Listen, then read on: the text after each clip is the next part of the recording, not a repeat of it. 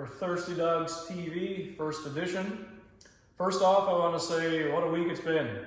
I've been fortunate enough to have in my possession the POTG vest. Thank you very much. It's taken me to new heights, allowed me to speak to a few people I probably wouldn't have been able to without the power of the vest. First off, I'm going to show you a few photos of some of the things that the vest has been up to in the past few days.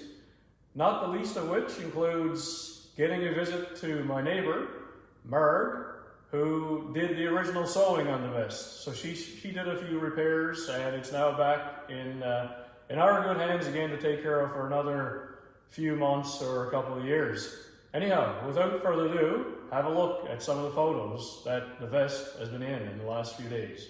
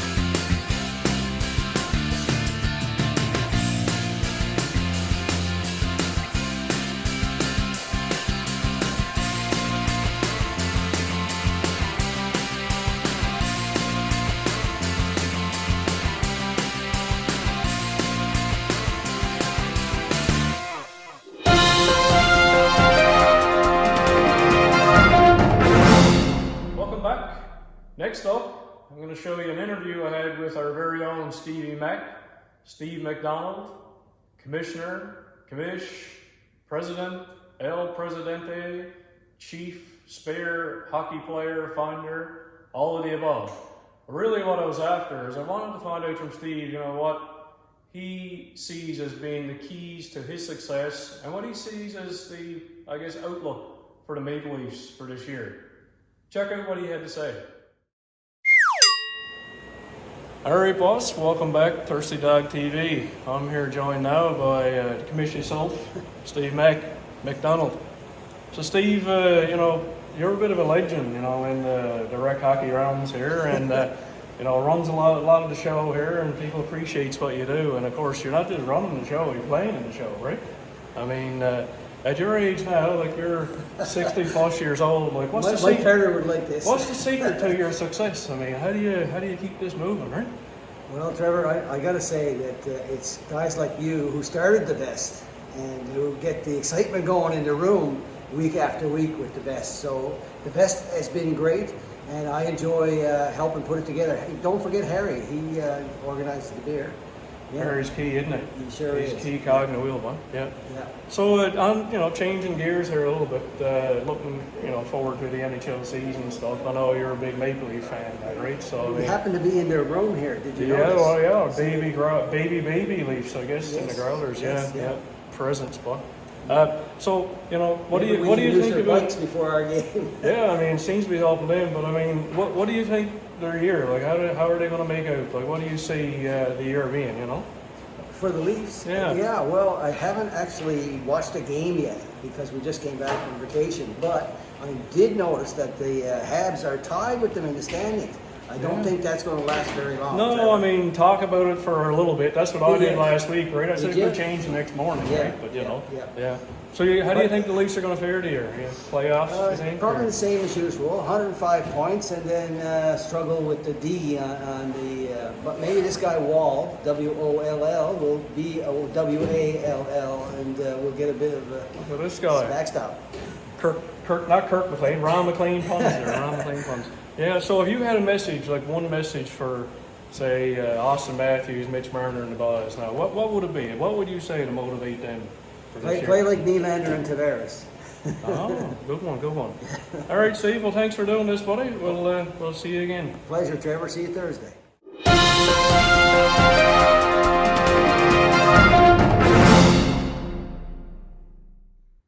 Thanks for that, Steve. Awesome interview, buddy. Really appreciate it.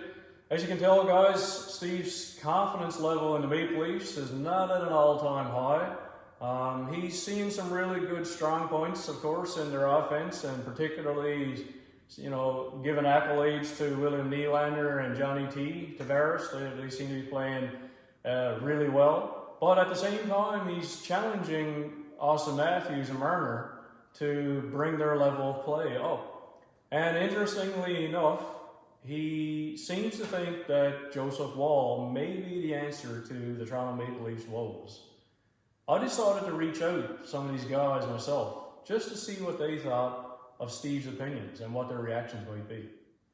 First, I got in touch with William Nylander. So, William, my buddy Steve says, you guys are playing awesome. You and Johnny T, you're the man. I mean, if everybody could play like you guys, the team would be off to a much better start than it is. What's your reaction to that? That's very nice of Steve to say that. I mean, he knows what he's talking about. I just wish Tobias would pick up some slack, especially into playoffs. It's enough to poison you. When we need them to show up, they're nowhere to be seen. Thanks, Willie. I couldn't agree with you more. The boys really need to pick up their game. Well, let's see what Johnny T had to say.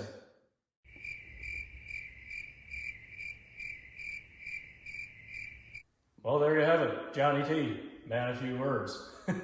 He's a leader on the ice, though. Let's give him that. So let's see what Mitch's response is to all of this. Let's find out what him and Austin really think. Let's be honest, Trev. Steve is not wrong. Me and Austin can definitely perform better. We're just not that motivated. We're making the big bucks and spending time with Beebs. I mean, what else could a guy really want? In all honesty, and you may not believe this, I really miss Babs. I really wish he was still here. He knew how to get me going. So those are some pretty interesting words from Mitch, eh? Like to have Babs back. Imagine. Anyhow, I was able to get a hold of Babs, and he agreed to come on under the condition of anonymity and disguise. Let's hear what he had to say.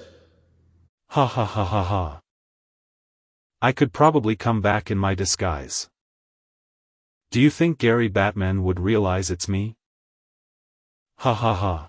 Handing over their phones and showing me their pictures would be the least of Mitch's worries. And I would make sure they're motivated. Yes, sir. Thanks for that, Babs. Good insight there. I mean, as much as Mitch wants you back, really can't see it happening. I know you know that too. You probably got a better chance of coaching a high school tiddlywinks team or something along that line.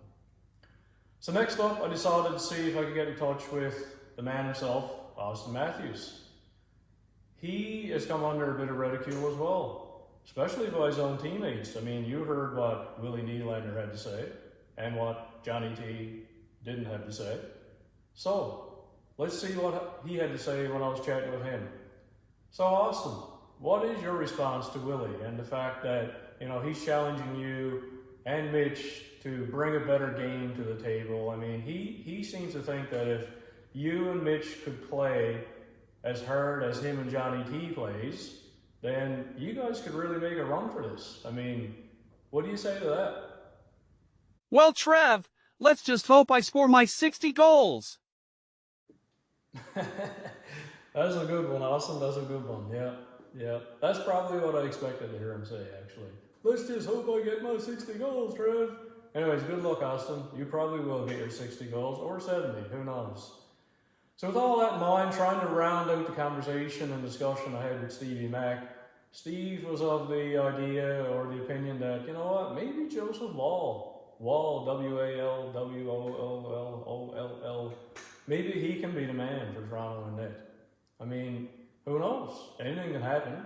Anyhow, I was lucky enough to catch up with Joseph last night after the loss to LA post-game. And here's his reaction to me when I mentioned to him that, one of the leaders here in Newfoundland in the beer rec community, Steve, really thinks he can be the man in net. Here's what he had to say. That's a good one, Steve. You're quite the jokester. I'm as lucky as a poopy house rat. I can't keep this up all year. So that's the end of Thirsty Dog TV, guys, for this edition. Maybe we can get future editions, but I'm going to leave you with this, and this is the NHL standings as of airtime. I'll just leave it at that. Go Habs, go!